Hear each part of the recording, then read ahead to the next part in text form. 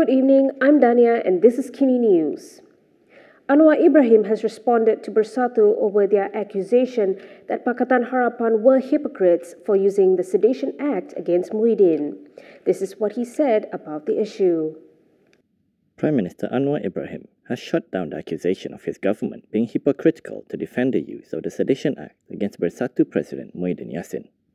When quizzed by reporters today, Anwar said Muhyiddin must face the consequences of his allegedly seditious remarks against the royalty. He was responding to the accusations by Bersatu Secretary General Hamzah Zainuddin. Anwar added that the report against Muhyiddin was lodged by the Pahang Palace. Jadi tak usah dia pusing. Dia tahu cuba dia nak main politik. Saya nak nasihat, isu ini diangkat oleh Istana Pahang, Istana Selangor. You buat melanggar peraturan dan you terlanjur, you have to deal with it. Anwar also urged all parties against politicizing the matter.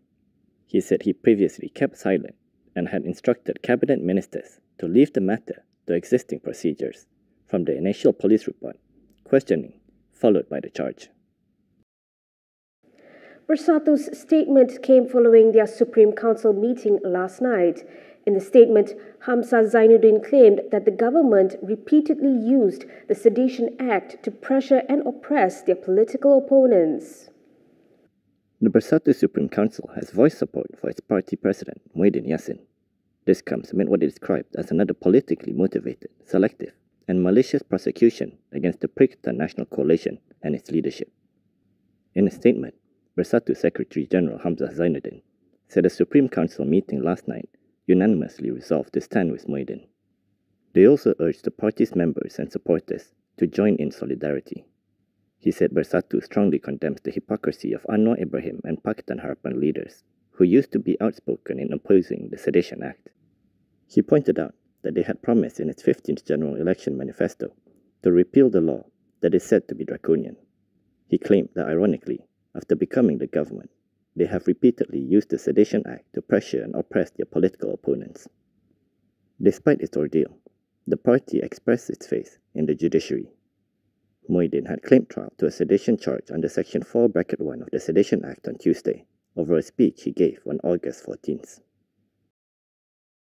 Inspector General of Police Razarudin Husain said there is no need to declare the Jalan Masjid India area as unsafe or a disaster zone. He said this during a press conference today. Inspector General of Police Razarudin Husain said there is currently no need to declare the area of Jalan Masjid India, where the sinkhole incident recently occurred, as an unsafe or disaster zone.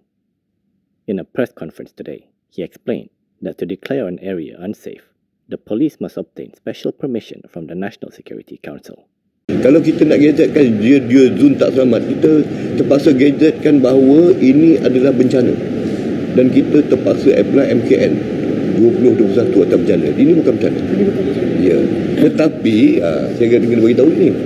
Walaupun dia bukan satu bencana, tetapi kita punya action, tindakan pihak polis, pihak bomba, DBKL, agensi nukleus, rela, JEPA, ada Putu Angkatan Pertahanan, apa lagi ada situ?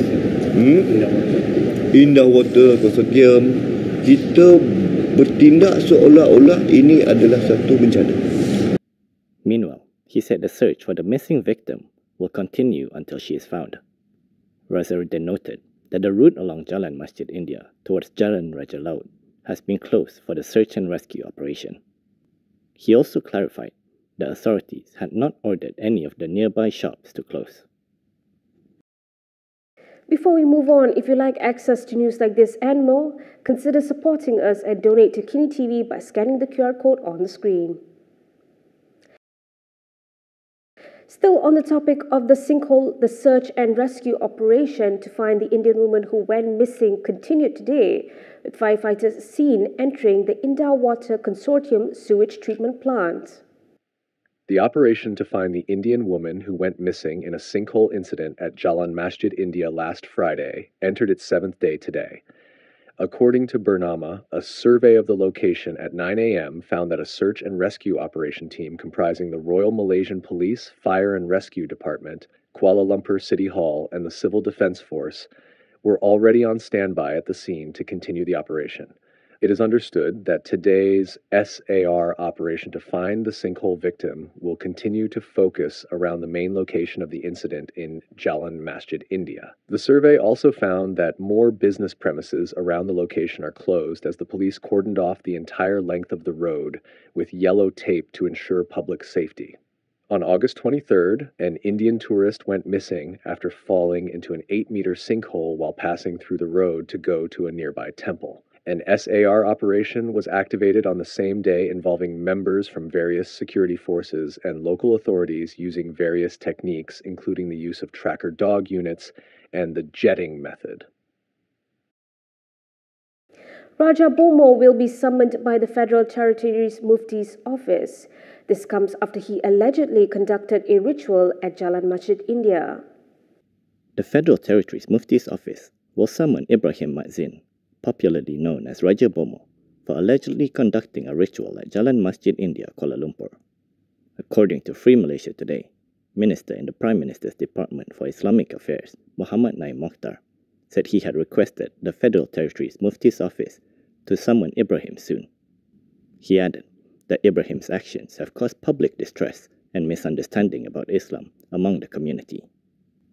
Naim said Ibrahim is already being monitored under Section 129 of the Sharia Criminal Procedure Act, Federal Territories 1997, for his previous ritual practices.